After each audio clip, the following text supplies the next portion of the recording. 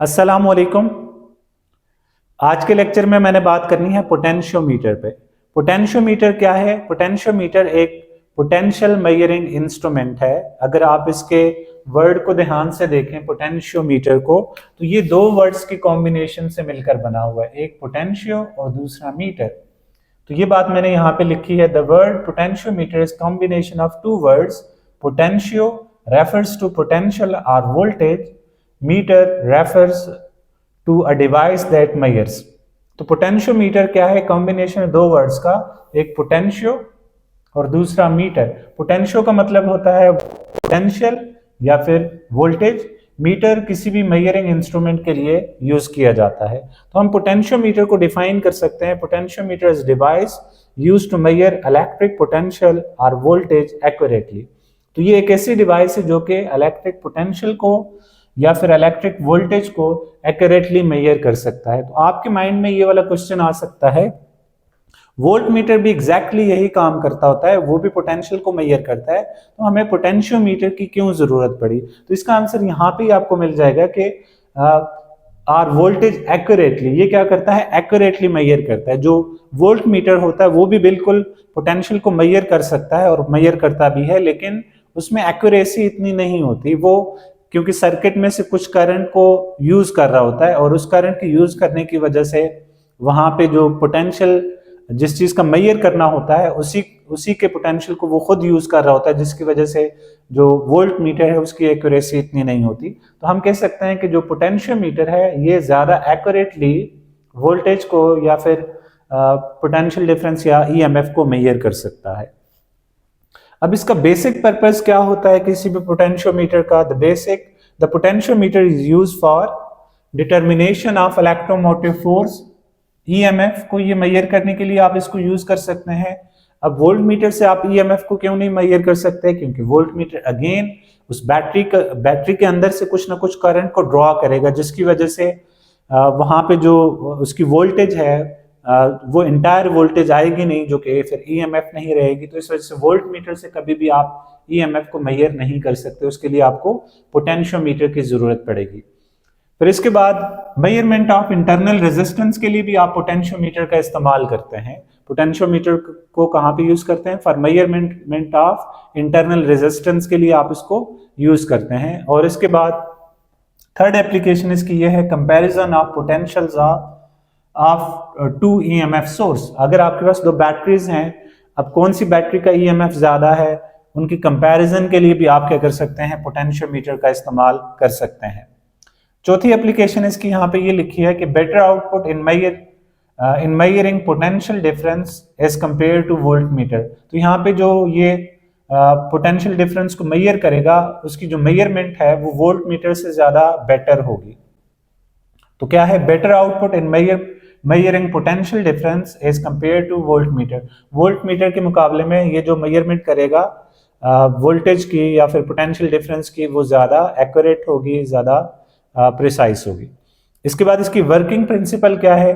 The working principle of potentiometer is null condition और balance condition. इसकी working principle क्या है? नल कंडीशन है या फिर बैलेंस कंडीशन है। Null condition and balance condition हम प्रीवियसली यूज कर चुके हैं इन व्हीटस्टोन ब्रिज, एंड उसको मैंने डिस्कस किया भी था नल कंडीशन ऑफ मेजरमेंट्स के लिए या नल कंडीशन ऑफ मेजरमेंट के टॉपिक के अंदर। तो इसका भी प्रिंसिपल क्या है? वर्किंग प्रिंसिपल इस पोटेंशियोमीटर का नल कंडीशन है या फिर बैलेंस कंडीशन इसका वर्किंग प्रिंसिपल होगा। इसके बाद मैं बात कर लेता हूं कंस्ट्रक्शन ऑफ पोटेंशियोमीटर की। तो पोटेंशियोमीटर की कंस्ट्रक्शन यहाँ पे मैंने लिख ली है। A potentiometer consists of a wire of length L and resistance R connected between 2 points A and B। तो ये एक वायर पे मुश्तमिल होता है। लेट्स सपोज ये एक वायर है जिसकी लेंथ L है और इसकी रेजिस्टेंस R है, और ये 2 पॉइंट्स A और B के दरमियान में ये वायर को ऐसे कनेक्ट किया गया है, और इसकी कोई ना कोई रेजिस्टेंस R भी होगी। लेट्स सपोज इसकी रेजिस्टेंस क्या है? हम कहते हैं कैपिटल R है, और इसकी लेंथ यहाँ से A से B तक कितनी है? R के इक्वल है। Resistance R connected between 2 points A and B. It also included, जो पोटेंशियोमीटर होता है ये मजीद इंक्लूडेड होता है दो और सर्किट्स पे। नंबर 1 प्राइमरी सर्किट, ये आपके पास एक प्राइमरी सर्किट है। तो primary circuit consist of rheostat, ammeter and non EMF source, all these resistances are connected in series. तो जो आपके पास प्राइमरी सर्किट है, ये ऊपर वाला जो सर्किट है ये आपके पास प्राइमरी सर्किट कहलाता है। ये प्राइमरी सर्किट है। इस सर्किट में क्या कुछ लगा हुआ है? नंबर 1 इसमें रियोस्टेट है, फिर इसके बाद इसमें एमीटर है एंड नॉन ईएमएफ। रियोस्टेट क्या होता है? रियोस्टेट एक वेरिएबल रेजिस्टर होता है। लेट्स सपोज ये एक रियोस्टेट है। इसके तीन टर्मिनल्स होते हैं, दो ये फिक्स टर्मिनल हैं और एक यहाँ पे आप इसको कनेक्ट कर लें तो ये एक इसका मूवेबल टर्मिनल है, या इसको स्लाइडिंग कॉन्टैक्ट कहते हैं। तो इसमें एक इस तरह का रियोस्टेट होगा जो यहाँ पे बताया गया कि ये आपके पास रियोस्टेट है। अब देखें इसमें ये जो ये कॉन्टैक्ट आपको नजर आ रहा है एरो, ये ऐसे आगे पीछे मूव कर सकता है इस कॉन्टैक्ट की तरह जो आप यहाँ पे देख पा रहे हैं। जैसे ये आगे पीछे मूव कर सकता है, इसकी रेजिस्टेंस कम ज्यादा होगी। सिमिलरली ये जो कॉन्टैक्ट है ये भी आगे पीछे इसी तरह से मूव करेगा। तो ये रहा आपका रियोस्टेट। तो इसमें इस तरह से एक रियोस्टेट लगा होता है और ये इसका स्लाइडिंग कॉन्टैक्ट है जो कि आगे पीछे मूव करेगा। इसके बाद यहाँ पे एक एमीटर लगा होता है, यहाँ पे इस जगह पे एक एमीटर होगा। ये आपके पास एमीटर है, इसकी पहचान ये है कि यहाँ पे इसमें ए लिखा होगा। तो यहाँ पे एक एमीटर कनेक्टेड होता है और एक नॉन ईएमएफ सोर्स होता है। यहाँ पे लिखा है non EMF source. Let's suppose इस बैटरी की ईएमएफ हमें पता है, तो ये बैटरी यहाँ पे इस तरह से लगी हुई होगी और ये सारा सर्किट इस तरह से इस वायर के साथ कनेक्टेड होगा जिसकी लेंथ L और उसकी रेजिस्टेंस R है। तो ये आपके पास प्राइमरी सर्किट है। जो इसमें सेकेंडरी सर्किट है उसमें क्या कुछ होता है? This circuit consist of galvanometer, unknown EMF source and jockey. तो ये जो आपके पास दूसरा सर्किट है इसमें क्या कुछ होगा? एक ये जो सर्किट है इसको आप क्या कहते हैं जी? सेकेंडरी सर्किट कहते हैं। ये आपके पास सेकेंडरी सर्किट है। इस सर्किट में आपके पास देखें एक गैल्वानोमीटर होता है, एक अननोन ईएमएफ सोर्स होता है और एक इसमें जॉकी होती है। तो आपके पास गैल्वानोमीटर की पहचान क्या है? ये आपके पास एक गैल्वानोमीटर है। इसमें यहाँ पे दरमियान में आपको ये नीडल नजर आ रही है जो कि इस तरह से आगे पीछे मूव करती है। तो ये यहाँ पे लगाया जाता है और इसके साथ यहाँ पे एक अननोन बैटरी, लेट्स सपोज ये बैटरी, इसका हमें ईएमएफ का अंदाजा नहीं है, तो ये बैटरी भी यहाँ पे इस तरह से लगी हुई होगी और इसके आगे एक जॉकी होगी। ये आपके पास जॉकी है, ये स्लाइडिंग कॉन्टैक्ट यूज की जाती है। ये इस वायर के ऊपर इस तरह से आगे पीछे मूव करेगी और इसके साथ एक वायर कनेक्टेड होती है। ये आपके पास जॉकी है और ये जॉकी जो ईएमएफ सोर्स है, जो अननोन ईएमएफ सोर्स है, उसके साथ इस तरह से आगे पीछे मूव करने के लिए कनेक्ट की जाती है। और ये जॉकी को आप इस तरह से आगे पीछे मूव कराएंगे तो एक पॉइंट पे जाके गैल्वानोमीटर नल डिफ्लेक्शन देगा या इसकी जीरो डिफ्लेक्शन आएगी। बिल्कुल गैल्वानोमीटर यहाँ पे बिल्कुल जीरो पे आ रहा होगा, तो आप उस पॉइंट को कहेंगे कि ये नल डिफ्लेक्शन है। तो जब ये गैल्वानोमीटर नल डिफ्लेक्शन देगा तो अब जो आपके पास ऊपर वाला ईएमएफ और यहाँ का जो ईएमएफ है वो आपस में क्या होंगे?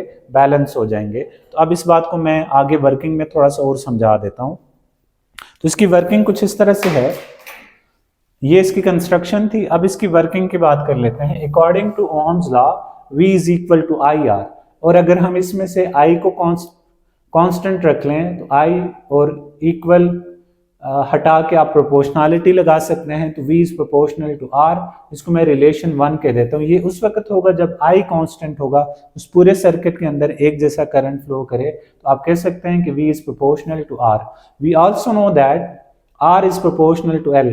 जितनी ज्यादा लेंथ होगी उतनी ज्यादा रेजिस्टेंस होगी। अब देखें वोल्टेज रेजिस्टेंस के डायरेक्टली प्रोपोर्शनल है एंड रेजिस्टेंस लेंथ के डायरेक्टली प्रोपोर्शनल है। इन दो रिलेशन से आप ये कंक्लूड कर सकते हैं कि जो वोल्टेज है वो लेंथ के भी डायरेक्टली प्रोपोर्शनल है। यहाँ पे जितनी ज्यादा इसकी लेंथ होगी उतनी ज्यादा आपके पास इस ईएमएफ सोर्स की वोल्टेज होगी। तो यहां से हम ये कंक्लूड कर सकते हैं कि V is proportional to L. So we can say that the potential is directly proportional to length of wire provided the current remains constant. अगर इस पूरे सर्किट के अंदर, इस वायर के अंदर से करंट कांस्टेंट फ्लो करे तो यहाँ पे इसकी जो वोल्टेज है, यहाँ पे जो वोल्टेज होगी वो क्या, किसके डायरेक्टली प्रोपोर्शनल होगी, वो लेंथ के डायरेक्टली प्रोपोर्शनल होगी। अब देखें यहाँ पे इसकी वर्किंग होगी कैसे। लेट्स सपोज आपके पास ये एक बैटरी है, इस बैटरी को हम कह देते हैं कि लेट्स सपोज ये 12 वोल्ट की बैटरी है। तो अब ये देखें, ये नेगेटिव टर्मिनल इधर कनेक्टेड है, तो यहाँ पे लेट्स सपोज 0 वोल्ट होगा और इस जगह पे 12 वोल्ट होगा। तो अब ये पूरी जो लेंथ है ये 12 वोल्ट को डिवाइड कर रही है। तो यहाँ पे दरमियान में कहीं पे 6 होगा, यहाँ पे आपके पास 7, 8, 9, 10, 11 एंड 12 हो गया। इधर आपके पास 5, 4, 3, 2, 1 एंड 0 वोल्ट हो जाएगा। अब यहाँ पे आपने एक और बैटरी लगाई है। अब देखें इस बैटरी का जो करंट है वो इस डायरेक्शन में फ्लो करना चाहता है और वो करंट ऐसे जाएगा। और ये जो बैटरी है इसका करंट भी इसी डायरेक्शन में फ्लो करना चाहेगा। यहाँ पे दो करंट्स इस जगह पे कोइंसाइड हो रहे हैं। तो अब अगर इन दो बैटरीज का, इस बैटरी का और इस बैटरी का करंट इक्वल हो जाएगा थ्रू दिस रेजिस्टर, तो यहाँ पे आपके पास जो गैल्वानोमीटर है ये नल डिफ्लेक्शन दे देगा। और नल डिफ्लेक्शन से आप यहाँ से लेंथ निकाल लेंगे, इस लेंथ और इस लेंथ के कंपैरिजन से आप इस बैटरी का ईएमएफ बता सकते हैं कि ये जो आपके पास बैटरी लगी हुई है उसका ईएमएफ क्या है।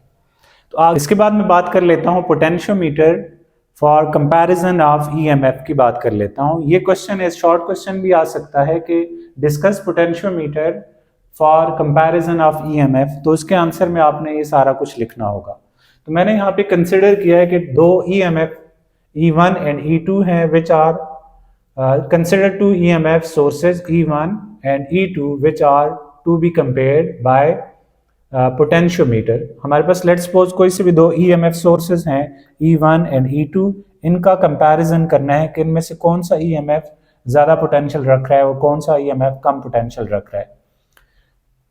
The circuit for comparison is shown in figure. अब इस सर्किट की एक्सप्लेनेशन अगर आप चाहें तो लिख लें, वरना आप सिंपली ये कह के बस इसको आगे कंटिन्यू कर सकते हैं कि the circuit for comparison is shown in figure. इसमें आप देखें एक रियोस्टेट है, रियोस्टेट को बैटरी के नेगेटिव टर्मिनल के साथ कनेक्ट किया गया है और रियोस्टेट से आगे एक कोई सी भी की लगी हुई है। ये की हमेशा आपके पास क्लोज्ड होनी चाहिए, ठीक है। इसकी वैसे जरूरत नहीं है, अगर आप इसको हटाना चाहें तो हटा भी सकते हैं।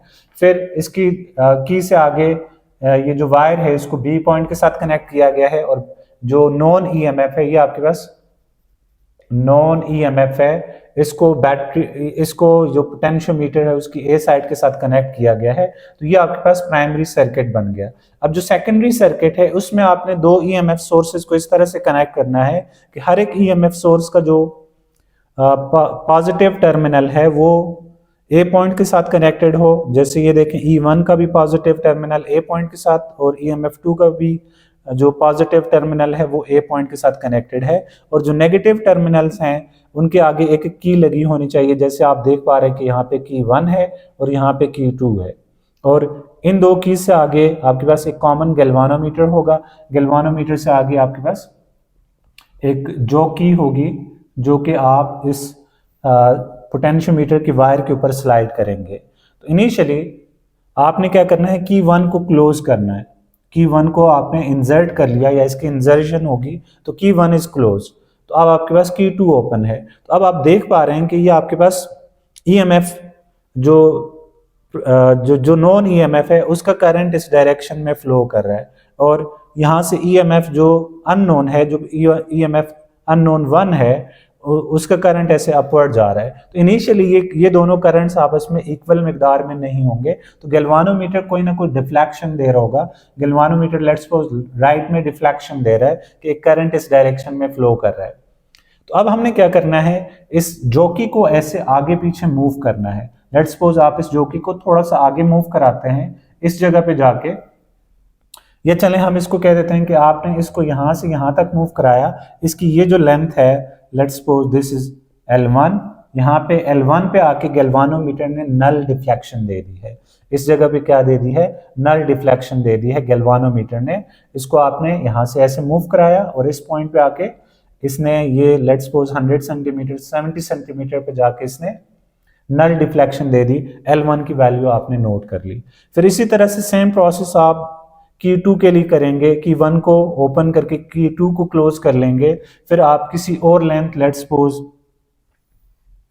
L2 लेंथ पे जाके अगेन जो EMF2 है उसके लिए गैल्वानोमीटर ने नल डिफ्लेक्शन दे दी है। फिर आप पोटेंशियल ग्रेडियंट के कॉन्सेप्ट को यूज करके K की वैल्यू निकाल के या EMF1 एंड EMF2 की वैल्यूज निकालेंगे। तो ये बातें आपने इसकी जो कंस्ट्रक्शन है अगर आप चाहें तो लिखें, वरना आप इसको इतना कह के आगे काम चला लें कि the circuit for comparison is shown in figure. ये फिगर आपने लाजमी बनानी है। फिर अब इसकी एक्सप्लेनेशन पहले केस के लिए आपने लाजमी लिखनी है कि इंजर्शन of key 1 and EMF1 is connected with close loop and jockey will moved on wire of potentiometer till no deflection is shown on the galvanometer. ठीक है, तो इस जगह पे आपने क्या करना है? की 1 को क्लोज करना है, इसको इंसर्ट करना है, तो इसकी इंसर्शन होगी की 1 की and EMF1 is connecting with close loop. तो यहां से आपके पास जो EMF है ये क्लोज लूप के साथ कनेक्ट हो गया। ठीक है, and jockey will be moved. अब आप इस जॉकी को क्या करेंगे? मूव कराएंगे। Will be moved on wire of potentiometer till no deflection is shown on galvanometer. तो आप इस जॉकी को उस वक्त तक बैक एंड फोर्थ मूव कराएंगे, किसी एक पॉइंट पे जाके ये जॉकी आप रखेंगे तो गैल्वानोमीटर में नल डिफ्लेक्शन आएगी on the galvanometer, also known as null deflection, which is used for null method of measurement।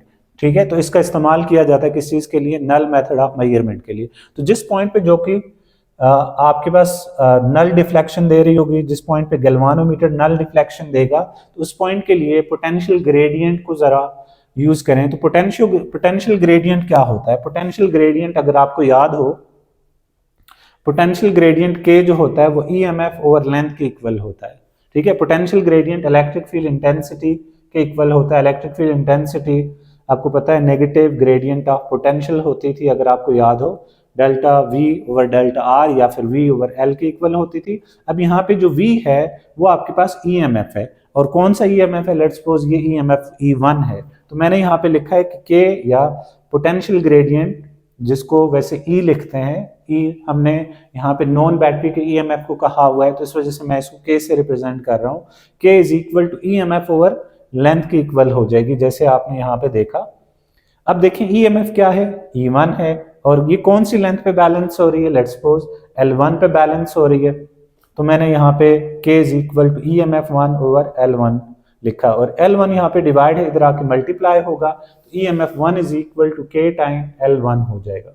तो इसको मैंने इक्वेशन 1 कह दिया। सिमिलर प्रोसेस आपने करना है। अब आपने की K1 को ओपन रखना है, K2 को क्लोज करना है, और जॉकी को अगेन मूव कराना है। लेट्स सपोज जॉकी इस पॉइंट पे आके, जब जॉकी इस पॉइंट पे आ रही है या स्लाइडिंग कॉन्टैक्ट इस पॉइंट पे आ रहा है, तो गैल्वानोमीटर अगेन नल डिफ्लेक्शन दे रहा है। तो उस जगह के लिए जो पोटेंशियल ग्रेडियंट होगा वो क्या होगा? EMF2 ओवर L2 के इक्वल हो जाएगा। तो मैं इसको लिख सकता हूँ सिमिलर रिलेशन करके, EMF2 is equal to K time L2 हो जाएगा। अब आपके पास दो इक्वेशंस हैं, तो यहाँ से मैं इक्वेशन 1 डिवाइडेड बाय 2 या 2 डिवाइडेड बाय 1 कर लेता हूँ। इक्वेशन 1 डिवाइडेड बाय इक्वेशन 2 कर लेता हूँ, तो मेरे पास EMF1 बाय EMF2 इक्वल हो जाएगा K time L1 over K time L2। K and K आपस में कट जाएंगे, तो EMF1 over EMF2 is equal to L1 over L2। L1 and L2 आप यहाँ से निकाल चुके होंगे, तो उनके कंपैरिजन से आप क्या कर सकते हैं? देख सकते हैं कि कौन सी बैटरी का EMF ज्यादा है और कौन सी बैटरी का EMF कम है। लेट्स सपोज हम कह देते हैं कि L1 is equal to 20 centimetre and L2 is equal to 30 centimetre. चलें इसको मैं 40 सेंटीमीटर कर लेता हूं। तो ये दो वैल्यूज यहां पे पुट कर लो, तो यहां से आपके पास EMF1 ओवर EMF2 की वैल्यू आ जाएगी। L1 की जगह 20 डिवाइडेड बाय 40 किया, 0 0 के साथ कट गया, 2 1 जार 2 2 2 जार 4, तो यहाँ से आपके पास EMF 1 over EMF 2 is equal to 1 over 2 आ गया। अब यहाँ से आप EMF 2 को इधर लेके आए और 2 को इधर मल्टीप्लाई कर दो, तो 2 time EMF 1 is equal to EMF 2। तो इस मीन EMF 2 क्या है, डबल है EMF 1 के मुकाबले में। तो आपने यहां से इसका कंपैरिजन कर लिया यूजिंग दिस फार्मूला। इस फार्मूला का इस्तेमाल करके इसको इक्वेशन 3 कह दें। Using equation 3 you can compare the EMF of two batteries जिनका EMF अननोन है, आप उनका कंपैरिजन ले सकते हैं। इसके बाद मैं डिस्कस करूंगा potentiometer for measurement of internal resistance के लिए। तो यहाँ पे आप किसी भी बैटरी की इंटरनल रेजिस्टेंस कैसे निकाल पाएंगे बाय यूजिंग पोटेंशियोमीटर। तो उसके लिए जो एक्सपेरिमेंटल सेटअप होगा वो कुछ इस तरह से होगा कि आपके पास एक बैटरी है जिसका पोटेंशियल नोन है, उसको आपने पोटेंशियोमीटर के साथ कनेक्ट किया है और यहाँ पे एक की है, की K1 है। तो की K1 हमेशा क्लोज्ड होगी, तो यहाँ पे एक करंट I फ्लो करेगा थ्रू दिस पोटेंशियोमीटर। अब जिस बैटरी का आपने EMF निकालना है, जिसकी इंटरनल रेजिस्टेंस निकालनी है, उसको आपने यहाँ पे कनेक्ट किया और इसके आगे आपके पास एक गैल्वानोमीटर होगा। गैल्वानोमीटर से आगे एक हाई रेजिस्टेंस बॉक्स होगा। हाई रेजिस्टेंस बॉक्स के आगे एक जॉकी होगी जो कि एक स्लाइडिंग कॉन्टैक्ट के तौर पे यहाँ पे यूज होगी। अब यहाँ पे जो बैटरी जिसकी इंटरनल रेजिस्टेंस मालूम करनी है, उसके साथ यहाँ पे पैरेलल में एक रेजिस्टेंस यहाँ पे आप कनेक्ट करेंगे और यहाँ पे एक और की K2 होगी। तो ये की K2 भी आप क्लोज कर लेंगे, ठीक है। तो इसके लिए जो एक्सपेरिमेंटल सेटअप होगा या इसका जो सर्किट होगा वो कुछ इस तरह से है। The potentiometer is used for measurement of internal resistance of EMF source. The circuit is given in figure. तो ये इसका सर्किट आ गया। ये नॉन EMF V है और ये आपके पास वो EMF है जिसकी इंटरनल रेजिस्टेंस स्मॉल r हमें निकालनी है। स्मॉल r की वैल्यू क्या है वो हमें कैलकुलेट करनी है। ये भी आपके पास एक नॉन रेजिस्टेंस है। तो हमें पता है कि जो करंट होता है वो करंट क्या होता है, करंट इक्वल होता है push on the charge divided by resistance. तो करंट आपके पास EMF डिवाइडेड बाय रेजिस्टेंस के इक्वल होगा। अब किसी भी बैटरी से जो करंट फ्लो कर रहा होता है उसके लिए दो अपोजिशंस होती हैं, एक इंटरनल रेजिस्टेंस और एक बाहर सर्किट की रेजिस्टेंस होती है। तो मैं लिख सकता हूं कि करंट इक्वल है EMF divided by R plus small r। अब हमें पता है पोटेंशियल अक्रॉस रेजिस्टर क्या होगा, V is equal to IR होता है। पोटेंशियल अक्रॉस रेजिस्टर क्या होता है, V is equal to IR। अब हमें पता है कि यहाँ से ये जो आपके पास I है इसकी value EMF divided by R plus R है। तो इसको मैं इस इक्वेशन 2 में सब्स्टिट्यूट करता हूँ तो मेरे पास V की वैल्यू आ जाती है EMF, देखें ये करंट की वैल्यू है, EMF divided by R plus R into this capital R हो जाएगा। तो अब देखें यहाँ पे जो EMF है यहाँ पे इस R के साथ मल्टीप्लाई है तो इधर V के नीचे आके डिवाइड हो जाएगा। तो V ओवर EMF या voltage applied voltage divided by EMF equal हो जाएगा R, ये वाला R divided by R plus R हो जाएगा। इसको मैं इक्वेशन 3 कह देता हूँ। अभी हमने एक रिलेशन देखा था कि जो EMF होता है वो या अगर आप इसको पोटेंशियल डिवाइडर के तौर पे देखें तो ये जो EMF है ये लेंथ ऑफ दिस वायर के डायरेक्टली प्रोपोर्शनल होता है। जितनी ज्यादा लेंथ होगी, लेट्स सपोज ये गैल्वानोमीटर यहाँ पे बैलेंस हो रहा है तो इसकी एक लेंथ है L1, इसके मुकाबले में गैल्वानोमीटर यहाँ पे बैलेंस हो जाए तो यहाँ पे जो वोल्टेज होगी इस EMF सोर्स की वो कम होगी। तो वी कैन से दैट कि जितनी ज्यादा इसकी लेंथ है उतनी ज्यादा इसकी EMF होगी। वी नो दैट कि EMF is directly proportional to length, ठीक है। यहाँ पे ये जो EMF है ये किस चीज के प्रोपोर्शनल होगी, लेंथ L1 कह देते हैं। तो यहाँ से हम इस वोल्टेज को और इस वोल्टेज EMF को रिप्लेस कर सकते हैं विद लेंथ्स, ठीक है। या चले मैं इस इक्वेशन 3 को थोड़ा सा रेसिप्रोकेट कर लेता हूं। इसको रेसिप्रोकेट कर लो, EMF ओवर V इक्वल हो जाएगा R plus R divided by capital R होगा। इसको आप इक्वेशन नंबर 4 कह दो। इसके बाद आप लिखें as we know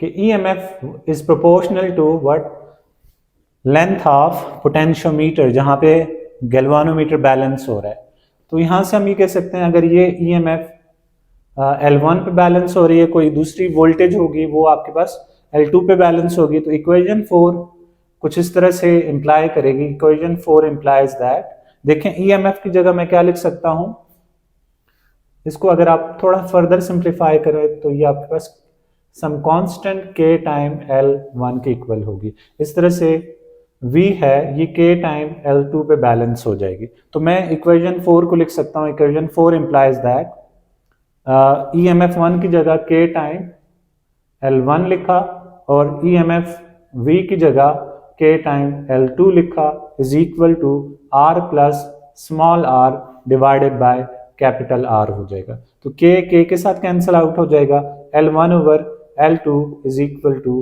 R plus R divided by R। तो इस इक्वेशन का इस्तेमाल करके आप क्या कर सकते हैं, इंटरनल रेजिस्टेंस को मालूम कर सकते हैं। अगर आप इसको R को सब्जेक्ट बना लो तो कैसे बनाएंगे, ये R इस R के नीचे भी डिवाइड हो रहा है, इस R के नीचे भी डिवाइड हो रहा है, तो ये हो जाएगा L1 over L2 is equal to R divided by R plus R divided by small r divide by capital R।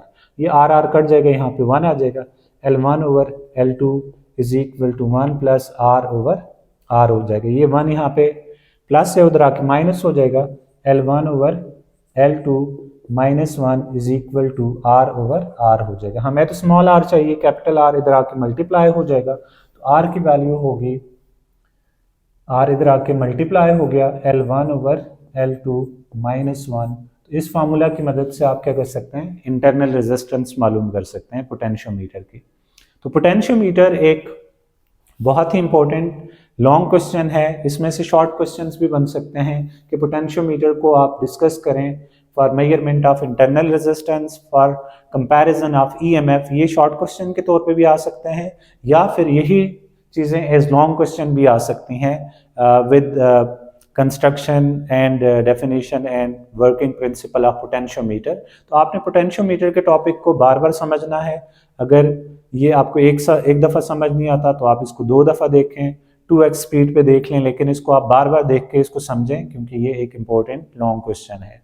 2024 के एनुअल एग्जाम 1 में ये पोटेंशियोमीटर एज लॉन्ग क्वेश्चन आया था फेडरल बोर्ड में, तो आप इस टॉपिक को छोड़ ही नहीं सकते। ये पहले सेकेंड ईयर में था, अब फर्स्ट ईयर में है, तो आप इसको लाजमी करें क्योंकि ये बहुत इंपॉर्टेंट लॉन्ग क्वेश्चन है। तो अगले लेक्चर तक अल्लाह हाफिज़।